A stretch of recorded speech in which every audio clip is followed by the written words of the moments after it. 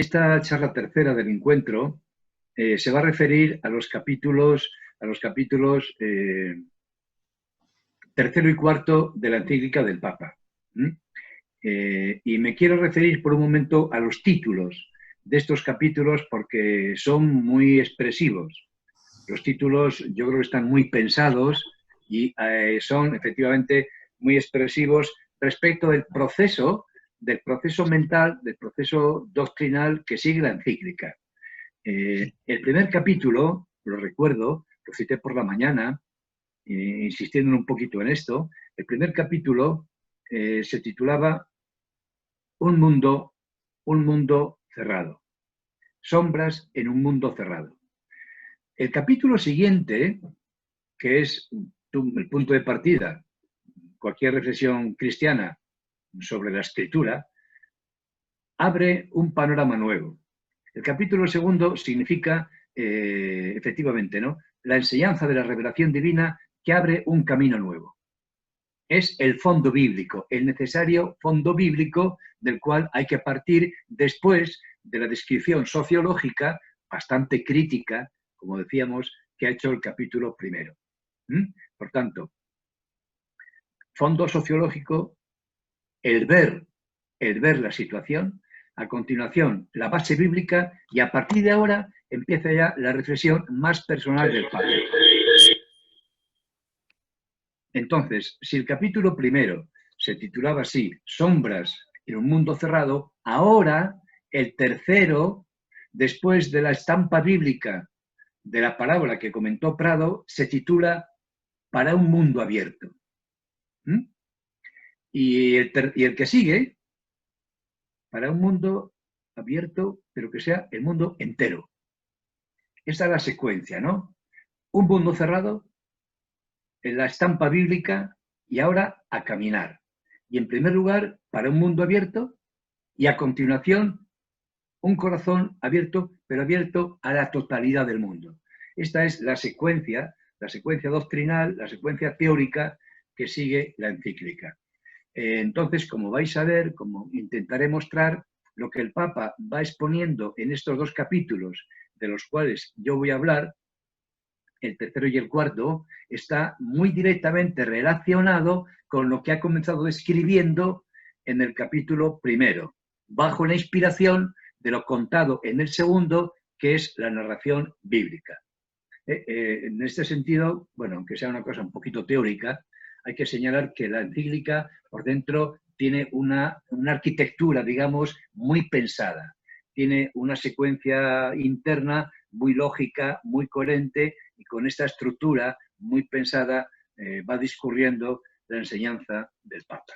Bien, por tanto, yo me remito a los capítulos tercero y cuarto, y como estoy diciendo, el tercero bajo este título, Para un mundo abierto.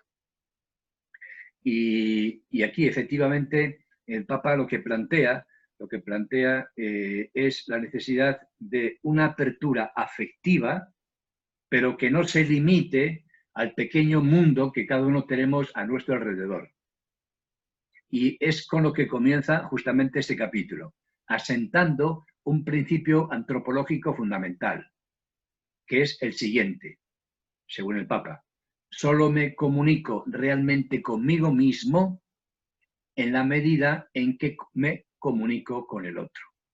El número 92, me parece que es al comienzo de este capítulo. Solo me comunico realmente conmigo en la medida en que me comunico con el otro. Y se añade en una formulación, a mi juicio, muy bonita: la vida subsiste donde hay vínculo, comunión, fraternidad. Sin embargo, como decía Prado esta mañana, aquí entra ya un pero que marca el camino de la reflexión propia de este capítulo. Sin embargo, no puedo reducir mi vida a la relación con un pequeño grupo, ni siquiera reducir mi vida a mi propia familia, porque es imposible entenderme, esta es la posición de fondo de todo el capítulo, es imposible entenderme sin un tejido más amplio de relaciones. Y añade Francisco: los grupos cerrados, las parejas autorreferenciales suelen ser formas idealizadas de egoísmo y de mera autopreservación. Así queda en definitiva enunciado el tema al comienzo, que se va exponiendo, se va tratando a lo largo del capítulo. Dicho de otro modo, me es indispensable la relación con el otro para ser yo. Pero ese otro no puede ser simplemente el que tengo a mi lado, ni siquiera el rostro de los de la familia. En su propio dinamismo, la relación intersubjetiva, la relación con los demás, exige un amplio tejido de relaciones, y así queda ya incoada desde el principio la temática del capítulo, que es justamente esto: la notable irradiación afectiva que tiene que tener el hombre para vivir adecuadamente. Es decir, en definitiva, la universalidad del amor, la universalidad de la fraternidad cristiana. Así dice el Papa, ¿no? El amor al final nos pone en tensión hacia la comunión universal. Bueno, yo creo que esta es, como estoy diciendo, esta es la convicción antropológica que de distinto modo el Papa va a exponer a lo largo de este capítulo, con mucha claridad y a veces reiterando un poco, ¿no? Reiterando un poco esta misma enseñanza. Repito, el amor al final nos pone en tensión hacia la comunión universal. Nadie madura ni alcanza su plenitud aislándose, pero por su propia dinámica, el amor reclama una creciente apertura, mayor todavía, mayor capacidad de acoger a otros. Y esto ocurre no solo, esta es una cosa bastante novedosa de la enseñanza, porque esto no solo ocurre entre sujetos humanos, entre las personas. Según enseña Francisco, esto ocurre también entre las naciones. Dice Francisco, también los distintos países sienten la tendencia a ir más allá de sí.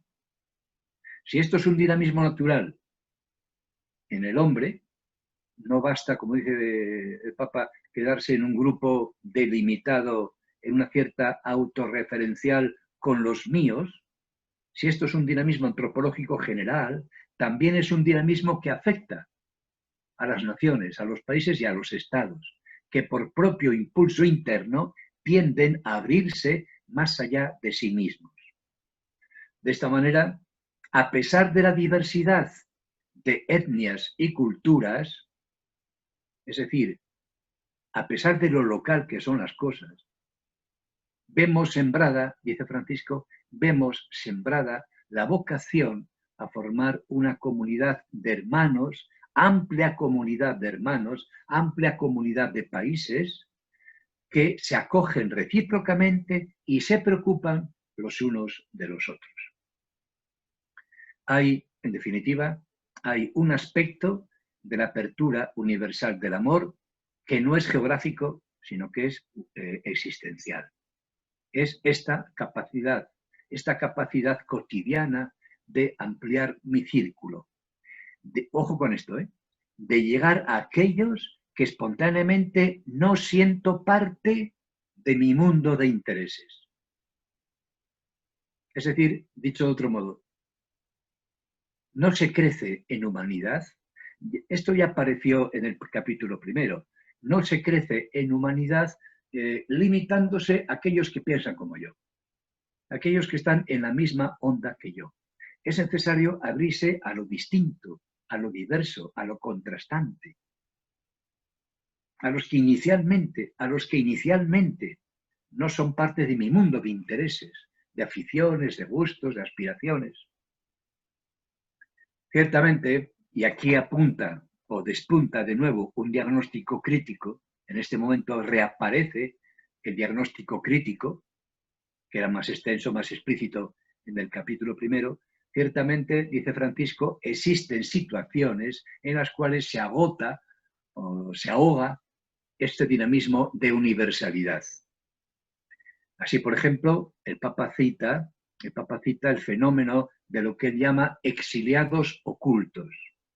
Es decir, gente que nuestra propia sociedad son cuerpos extraños, gente aislada, pero aislada porque son aislados, porque son un poco segregados dentro de nuestra propia sociedad y por tanto ese fenómeno está contradiciendo este corazón abierto, este dinamismo universal, universalizante propio del afecto humano. Y aquí cita de nuevo, ¿no? Por ejemplo, cita la segregación de los ancianos, que ya no son útiles. Recordáis que esto quedaba muy claro en la denuncia que hacía el Papa en el capítulo anterior. Aquí vuelve a referirse a ello. Estos exiliados ocultos, marginados en una burbuja dentro de nuestra propia sociedad, los ancianos, que por su discapacidad a veces se viven, a veces se ven como una carga.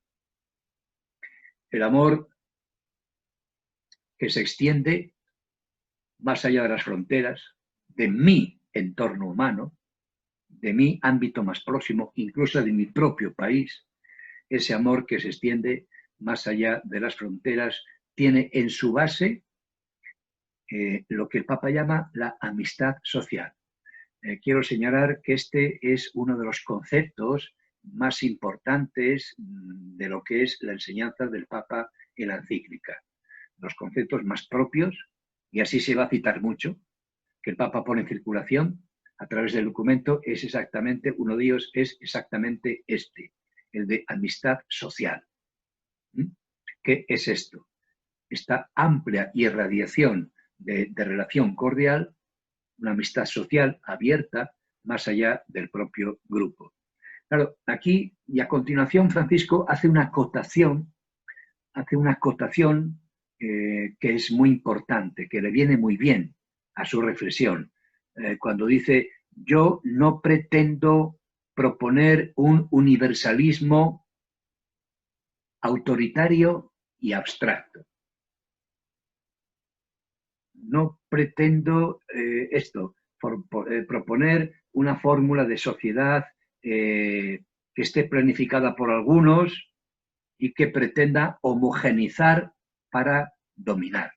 Bueno, en esto me detengo un poquito, porque quizá todos hayamos visto algunas posiciones críticas de esta encíclica. Hay una bastante conocida de un notable periodista español no católico que está reprochando al documento pues que el Papa opta por una especie de globalismo católico.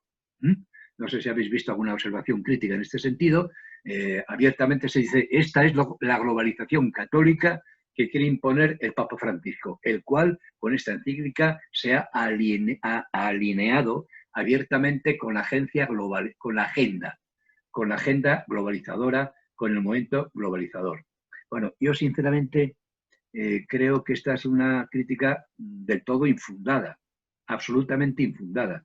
La encíclica podrá gustar o no, podrá parecer muy católica o poco ecuménica, podrá parecer lo que sea, pero decir, repito, como se está diciendo mucho, que el Papa con esta encíclica, con esta amistad social, con esta fraternidad universal, está promocionando la agenda globalizadora, me parece realmente injusto.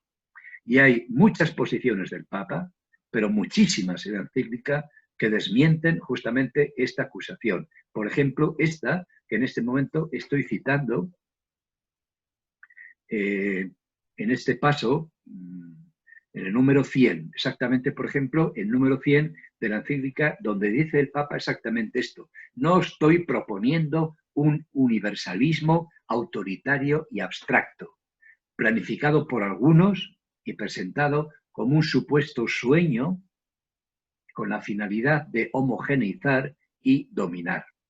Y añade el Papa: si la globalización pretende igualar a todos como si fuera una esfera, esa globalización destruye la riqueza y la particularidad de cada persona y de cada pueblo.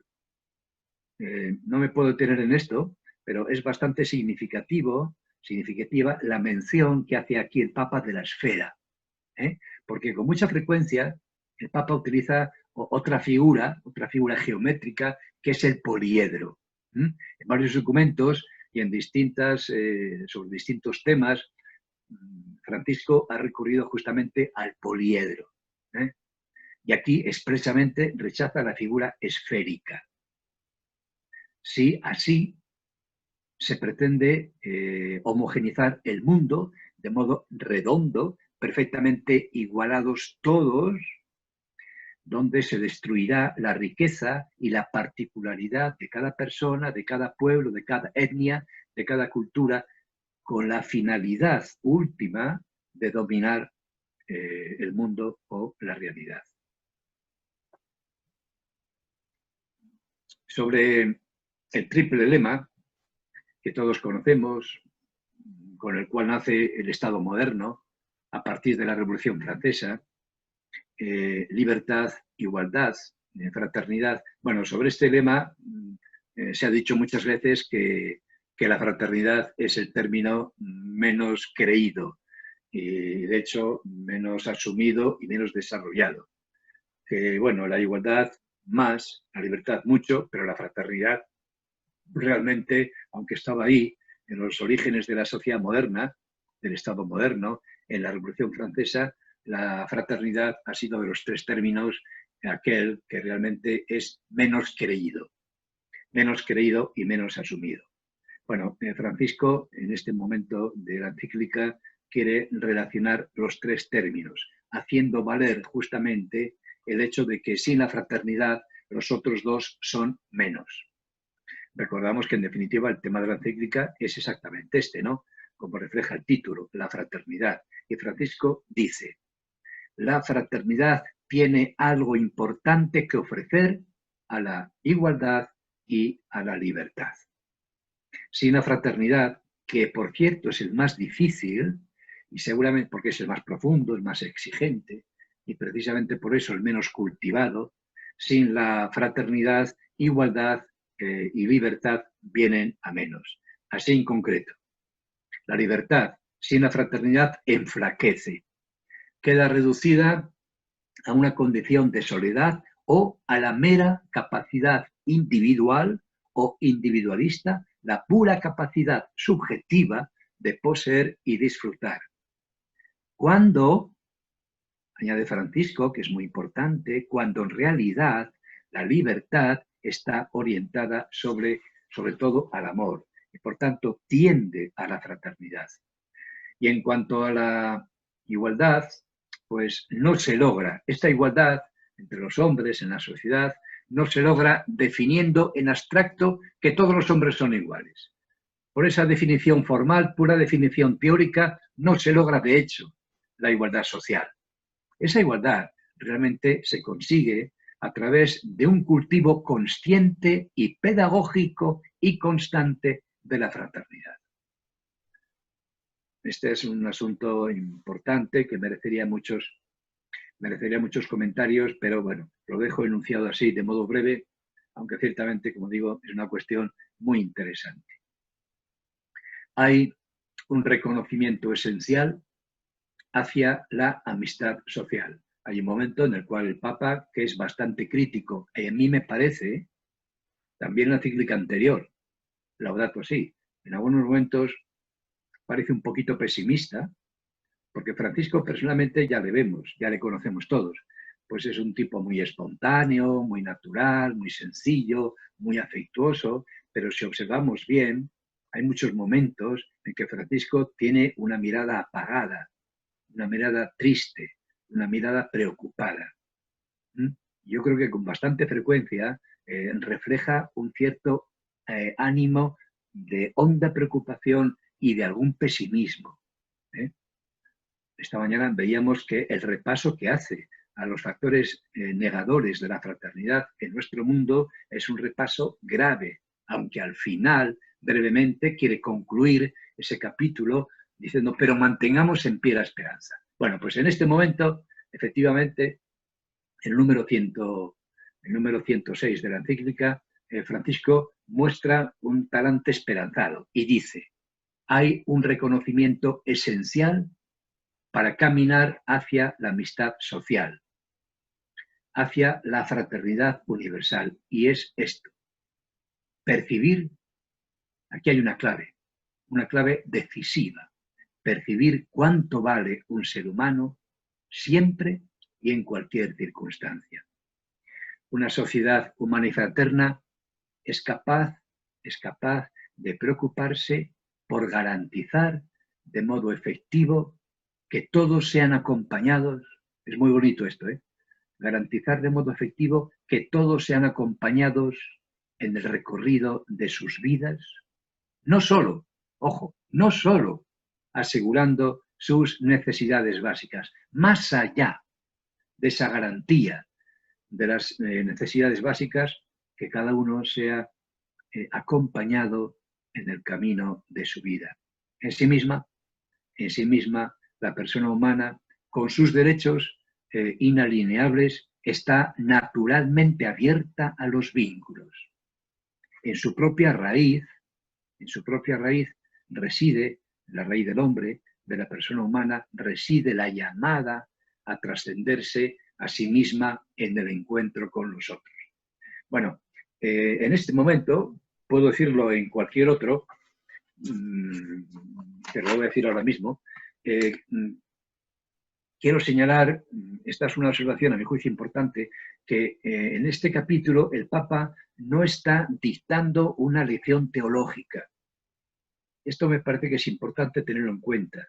Es decir, es verdad que en el capítulo anterior, como dije antes, ha quedado como página inicial y punto de inspiración la parábola evangélica. Pero si vemos con un poco de atención este capítulo y el siguiente, el Papa está razonando en términos estrictamente humanos. No está recurriendo a lo novedoso y a lo específico del cristianismo. Este es un discurso humanista, este es un discurso antropológico. No está citando, de hecho, de la Escritura. Ha quedado ahí atrás como foco de emisión de todo esto, pero todo esto debería ser perfectamente asumido por cualquier conciencia, por cualquier razón. Porque, repito, no es un discurso interno para consumo de los creyentes. Francisco está hablando en una clave antropológica. Está utilizando recursos naturales del psiquismo humano. Se está remitiendo al natural dinamismo del amor humano en su expansión más universal. Y esto importa mucho tenerlo en cuenta, porque todo esto, repito, todo esto es lección que Francisco, la Iglesia, el cristianismo de nuestro tiempo, está dictando para toda conciencia, a la cual está llamando a tomar conciencia de lo que el hombre es, de los naturales dinamismos del corazón, de la afectividad del ser humano. Bien, sigue, hay un apartado que se titula en la encíclica Promover el bien moral, sigue efectivamente con un pequeño discurso sobre la necesaria base moral de esta amistad social. Como dije, este concepto, amistad social, es uno de los conceptos claves de toda la encíclica, ya ha salido, ya ha quedado más o menos definido qué entiende Francisco por este concepto y ahora da un paso importante en su desarrollo señalando la necesaria base moral, sin la cual efectivamente no hay amistad moral. Y Francisco dice, no podemos dejar de decir que el deseo y la búsqueda del bien de los demás, del bien de toda la humanidad, implica también procurar una maduración de las personas y de las sociedades en los valores morales. Es precisa esta maduración del individuo y de las sociedades como tales en los valores morales que son los que llevan, y sin ellos no existe, son los que llevan a un desarrollo humano integral. Ahora vuelve un poco el diagnóstico crítico, porque a continuación Francisco dice, pero en esta línea vuelvo a destacar, reincide en lo ya dicho, vuelvo a destacar con dolor que hemos tenido mucho tiempo de degradación moral. Burlándonos, estoy citando literalmente, hemos tenido mucho tiempo de degradación moral, burlándonos de la ética, de la bondad, de la fe, de la honestidad, y llegó la hora de advertir que esa alegre superficialidad nos ha servido de poco. Yo me permitiría repetir lo que dije esta mañana a este propósito. En muchos momentos, entre ellos yo como ciudadano español me siento bastante aludido en lo que el Papa dice a propósito de nuestra sociedad y de algunas instituciones o algunos escenarios de la gobernanza de dicha sociedad nuestra, donde con mucha precisión se puede observar esto que acabo de decir Francisco. Ya hemos tenido durante mucho tiempo de degradación moral, burlándonos de la ética, de la bondad, de la fe, de la honestidad, y llegó la hora de advertir que esa alegre superficialidad nos ha servido de poco. Añade Francisco, esa destrucción de todo fundamento de la vida social termina, y lo estamos viendo, termina enfrentándonos unos con otros para preservar los propios intereses. Añade Francisco, volvamos a proponer el bien para nosotros mismos y para toda la humanidad, y así caminaremos juntos hacia un crecimiento genuino e integral. En esta apelación a la necesaria base moral para que pueda existir el objetivo que Francisco plantea, que es esta amistad social, una nota específica referida al valor moral de la solidaridad. Dice Francisco, quiero destacar la solidaridad como virtud moral y actitud social, fruto de la conversión personal. Exige el compromiso de todos aquellos que tienen responsabilidades formativas y educativas. Y añade, vuelve el tono crítico. En estos momentos en que todo parece diluirse y perder consistencia, nos hace bien apelar a la solidez. A la solidez que surge de sabernos responsables de la fragilidad de los demás buscando un destino común. Es pensar y actuar en términos de comunidad, de prioridad de la vida de todos sobre la apropiación de los bienes por parte de algunos. Aquí también, en este momento, como en el primer capítulo, una breve mención de la cuestión del cuidado de la casa común, ¿no? Cuando hablamos de cuidar esta casa de todos, la casa que es el planeta, acudimos necesariamente a ese mínimo de conciencia universal, a esa necesaria base ética, que es justamente la preocupación, el compromiso por el cuidado mutuo que todavía puede quedar, que de hecho queda activo, queda vivo en las personas. Y hay un comentario bastante amplio en los números 118 y siguiente, que es relativamente amplio, como digo, en este capítulo, sobre la dimensión social de los bienes, ¿no? La dimensión social de la propiedad, el destino universal de los bienes, que es, según la óptica de Francisco, un elemento de esta amistad social de la cual estamos hablando. El mundo existe para todos, porque todos los seres humanos nacemos en esta tierra con la misma dignidad. Francisco evoca la enseñanza de los padres de la Iglesia. Él dice sabios, en los primeros siglos de la era cristiana, cita exactamente a dos padres, son muchos más, cita a dos, que efectivamente desarrollaron un sentido universal en su reflexión sobre el destino común de los bienes creados. En esta línea, dice Francisco, recuerdo que la tradición cristiana nunca reconoció como absoluto o intocable el derecho a la propiedad privada y subrayó la función social de cualquier forma, la dimensión, la función social de cualquier forma de propiedad privada. El principio del uso común de los bienes creados para todos es el primer principio de todo el ordenamiento ético-social. Es un derecho natural, originario y prioritario.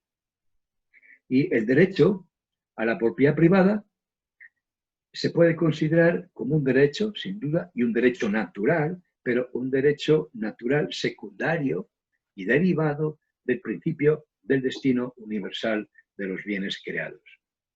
En definitiva, nadie debe quedar excluido, haya nacido donde haya nacido. Los límites y las fronteras del Estado no pueden impedir que esto se cumpla. Los límites, las fronteras son relativas las fronteras. Siempre junto al derecho de propiedad privada está el más importante y anterior principio de subordinación de toda propiedad privada al destino universal de los bienes de la tierra. La convicción del destino común de estos bienes creados hoy, esta convicción moral y religiosa, requiere que se aplique también a los países, a sus territorios y a sus posibilidades. Esta es una formulación de Francisco bastante audaz, con la cual quiere decir lo siguiente: cada país es a sí mismo, lo dice de esta manera. Hay que pensar un poquito qué está diciendo, entender bien lo que está contando.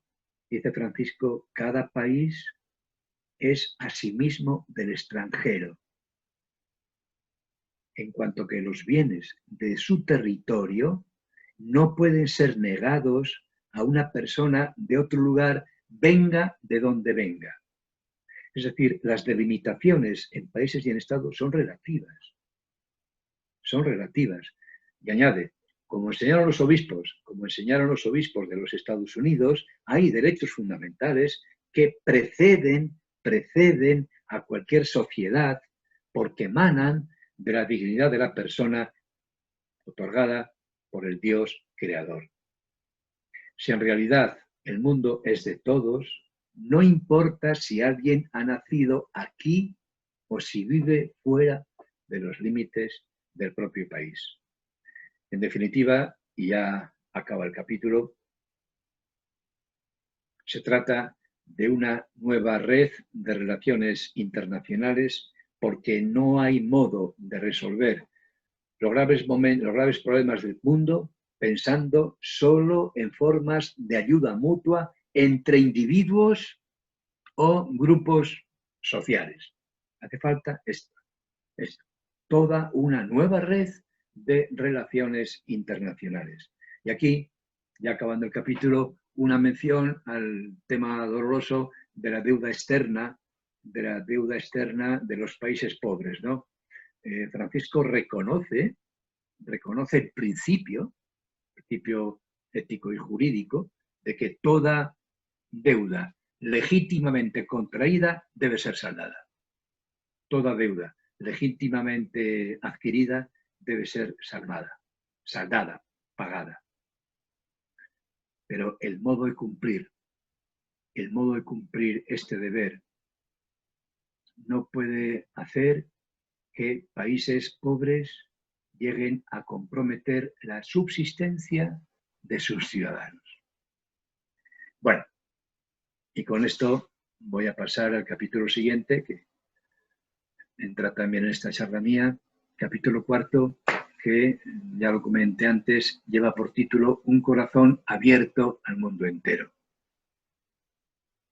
Un mundo abierto, un corazón abierto, pero en esta proyección muy universal. Esta afirmación, esta convicción moral de que todos los seres humanos somos hermanos y hermanas, nos obliga, esta convicción humana, antropológica, moral, los seres humanos somos hermanos y hermanas. Esto nos obliga a asumir nuevas perspectivas y a desarrollar nuevas reacciones.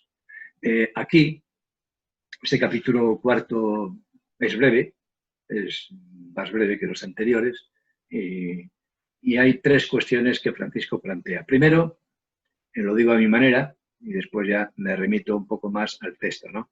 Primero, lo limitado o relativo de las fronteras. donde va a aparecer este tema para Francisco muy preocupante de la inmigración. Primer asunto, lo limitado, ¿no? Lo relativo que son las fronteras. Segundo, el don mutuo que se ofrecen individuos de distinta cultura, de distinta procedencia, cuando se encuentran conviviendo.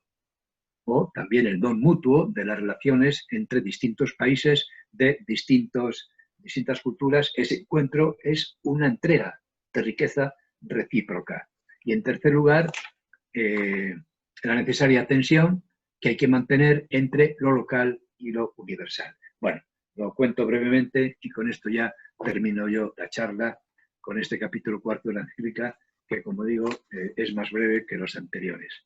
Primero, Francisco titula El límite de las fronteras. Podríamos jugar un poco en el lenguaje y decir el límite de los límites, o mejor, lo limitado de los límites, o como antes dije, lo relativo de las fronteras. Es verdad, y aquí Francisco cita una toma de posición importante del Papa Benedicto de hace tiempo, ¿no? Una toma de posición del Papa Benedicto en la cual él decía que ojalá no fueran necesarias las inmigraciones. Bien, Francisco repite lo mismo. Lo ideal sería que las migraciones no fueran necesarias. Y para esto el camino sería que los países de origen de las actuales migraciones ofrecieran posibilidades efectivas de vivir y de crecer a sus ciudadanos con dignidad. De manera que no haya falta de emigrar, de manera que se puedan encontrar allí en el propio país las condiciones necesarias para el justo desarrollo integral. Ese es el ideal. Pero la realidad no es esa.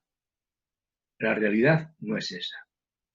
Y entonces, ante el fenómeno migratorio, Francisco dice que nuestro esfuerzo ante los que llegan, que van a llegar, ineluctablemente van a llegar, nuestro esfuerzo puede resumirse, dice él, en 4 verbos: acoger, proteger, promover e integrar. El desarrollo concreto de estos 4 compromisos, 4 tareas, aquí en el capítulo con detalle no se hace. Queda así enunciado. Todo esto, evidentemente, puede ser, por tanto, objeto de mucha reflexión y de mucho compromiso ulterior. Acoger, proteger, promover e integrar. Eso para los que llegan. Y para los que llevan ya un tiempo y participan ya en el tejido social, es importante aplicar el concepto de ciudadanía. Es decir, que los que ya llegaron hace tiempo, están más o menos insertos en el correspondiente tejido social, es importante que se les considere realmente ciudadanos con los derechos correspondientes. Importante aplicar el concepto de ciudadanía, que dice Francisco, se basa en la igualdad de derechos y deberes bajo cuya protección todos disfrutan de la justicia. Ante este problema, que es un problema vastísimo, ya vemos lo que está pasando en estos días en Canarias y lo que ha pasado en Italia y lo que ha pasado en Grecia, ante este problema los estados, dice Francisco, no tienen todas las soluciones. Hace falta que todos los cuerpos sociales estén implicados en este problema. Ciertamente hace falta una legislación global. ¿Cuántos he dicho en España y en otros países que la Unión Europea no tiene un tratamiento como tal, Unión Europea, suficiente y satisfactorio? Francisco insiste, hace falta una legislación global.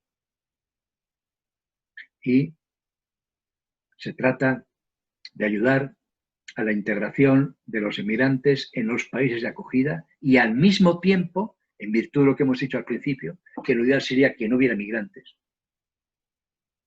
al mismo tiempo que se integra bien a los que vienen, había que favorecer el desarrollo de los países de proveniencia, para que no vengan tantos, Sobre todo porque en su país, en su medio cultural, van a estar mejor y porque van a evitar unas situaciones humanas muy duras de implantación en una cultura extraña, en unas condiciones sociales y laborales a veces muy dolorosas. Entonces, justamente, ¿no? Justamente con la integración de los emigrantes que vienen, habría que favorecer al mismo tiempo el desarrollo de los países de proveniencia con políticas solidarias que, ojo, políticas solidarias que no sometan las ayudas a prácticas ideológicas ajenas o contrarias a las culturas de esos países a los cuales dichas ayudas se ofrecen, porque en ese caso no serían ayudas solidarias, serían realmente lo que muchas veces se ha visto o se ha denunciado como una tiranía social, cultural y económica sobre los países más necesitados. La llegada de personas diferentes que proceden de un contexto vital y cultural distinto, para Francisco debe considerarse, debe vivirse como un don. Yo creo que las cosas son difíciles, no son nada fáciles, quizá especialmente difíciles para los que llegan, pero en todo caso Francisco insiste en que esto se debe contemplar como un don. Este apartado, el segundo de este capítulo, se titula las ofrendas recíprocas.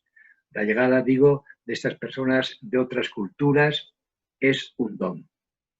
Y aquí cita, lo ha citado más veces y aparece alguna vez más, ese famoso encuentro que tuvo con el gran imán Ahmad al-Tayeb. En esa ocasión sacaron, como sabéis, el Papa lo cita más de una vez, sacaron un documento importante. Entonces cita en este momento el texto de ese encuentro que decía que la relación de Occidente y Oriente es una necesidad mutua indiscutible. Una necesidad para ambas partes, indiscutible. No puede ser sustituida ni descuidada. Es importante consolidar los derechos humanos generales y comunes para ayudar a garantizar una vida digna a todos los hombres en Oriente y en Occidente. La ayuda mutua entre países termina beneficiando a todos, también a los que ofrecen su ayuda o su colaboración, porque, repite Francisco, hoy o nos salvamos todos o no se salva nadie. Necesitamos, por tanto, un nuevo orden mundial, jurídico, político y económico que incremente y oriente la colaboración internacional hacia el desarrollo solidario de todos los pueblos. La verdadera calidad de los distintos países del mundo se mide, ojo, la verdadera calidad de un país se mide por esta capacidad de pensar no solo como país, sino también como familia humana. Bueno, a mí me parece que esto es un criterio de ética política muy limpio, muy puro, muy ideal y muy exigente. Repito el enunciado. La verdadera calidad de los distintos países se mide por esta capacidad de pensar no solo como país, sino también como familia humana. Los nacionalismos cerrados, este es un término que aparece en muchos diagnósticos negativos, críticos, que hace Francisco. Recuerdo que aparece en el título del primer capítulo, un mundo cerrado. Es un mundo excluyente, un mundo que rechaza, un mundo que repele, un mundo autorreferencial. Francisco en este momento dice, los nacionalismos, es decir, atender solo al propio país, los nacionalismos que se cierran, expresan en definitiva esta incapacidad para la gratuidad, el error de creer que pueden desarrollarse dichos países, de dicho nacionalismo cerrado, el error que pueden desarrollarse al margen, conviviendo con la ruina de los demás. Y para terminar, a mí me parece que esto es interesante, la descripción, la reflexión mejor. Esto no es una descripción, es un pensamiento, una reflexión que Francisco hace sobre la necesaria tensión entre local y universal.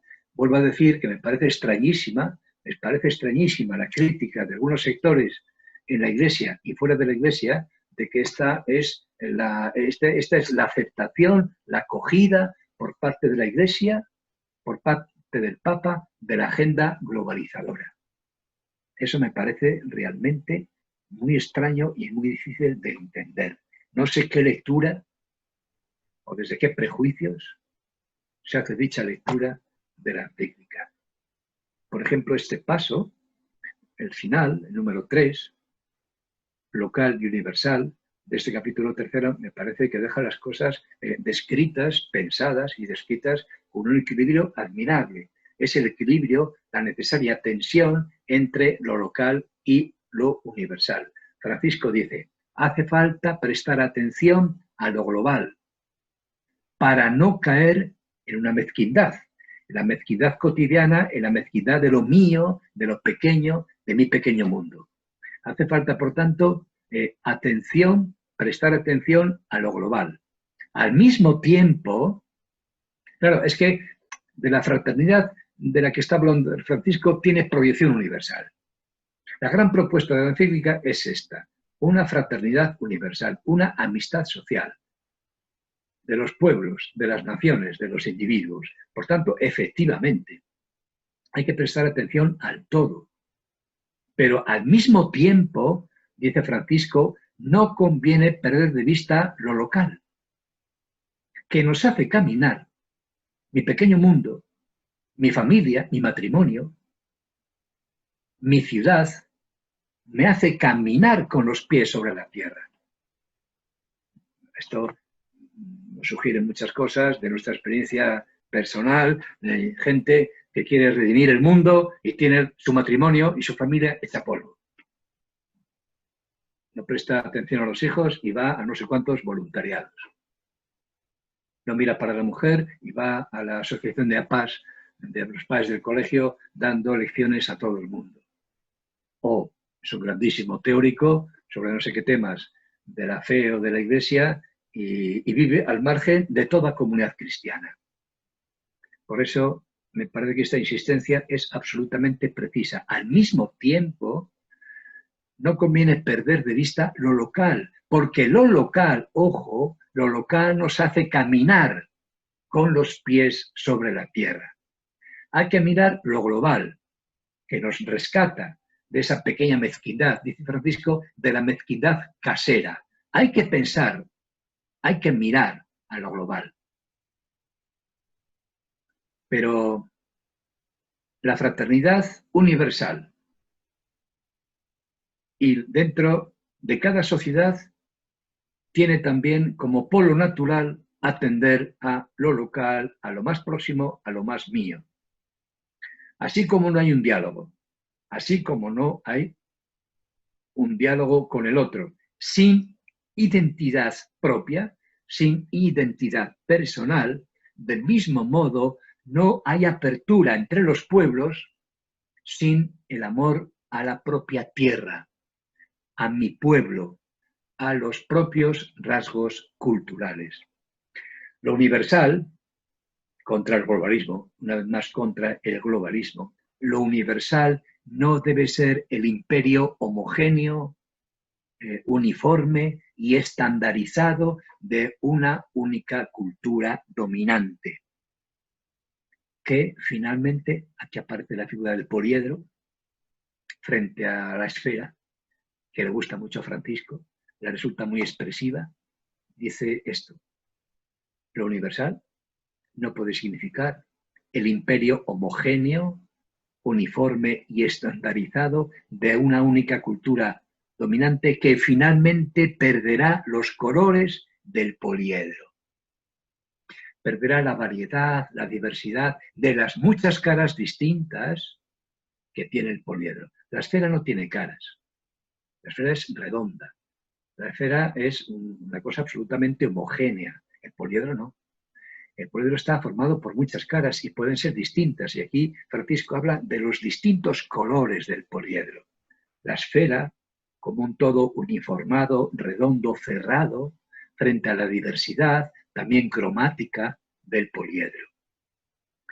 Se trabaja en lo pequeño, en lo cercano, pero con una perspectiva más amplia.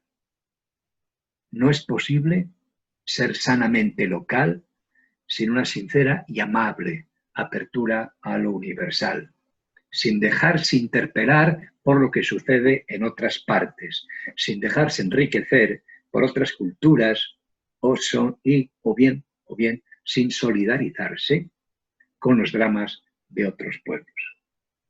Y acabamos. Reconozcamos, al término ya de este capítulo, dice Francisco, reconozcamos que una persona, mientras menos amplitud tenga en su mente y en su corazón, menos podrá interpretar su propia realidad.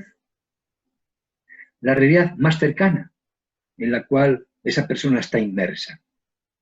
En realidad, una sana apertura nunca atenta contra la propia identidad. Entonces, cada persona que nace en un contexto determinado se sabe perteneciente a una familia más grande, sin la que no es posible, sin comprender que pertenecemos a una familia muy amplia, no es posible comprendernos cabalmente, porque pertenecemos a la más amplia familia. Sin esta conciencia de pertenencia a una amplísima familia, no nos es posible comprendernos en plenitud.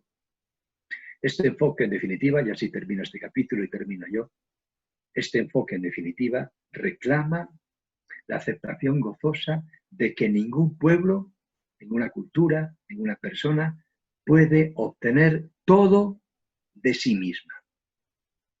Hoy, ningún Estado nacional aislado está en condiciones de asegurar el bien común de su propia población. Por tanto, es preciso mantener esta tensión creativa entre el compromiso con lo local en apertura a lo universal.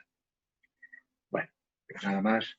Aquí termina este capítulo tercero y el capítulo cuarto, perdón, capítulo cuarto, este último que venían comentando, y aquí termino yo con esta charla.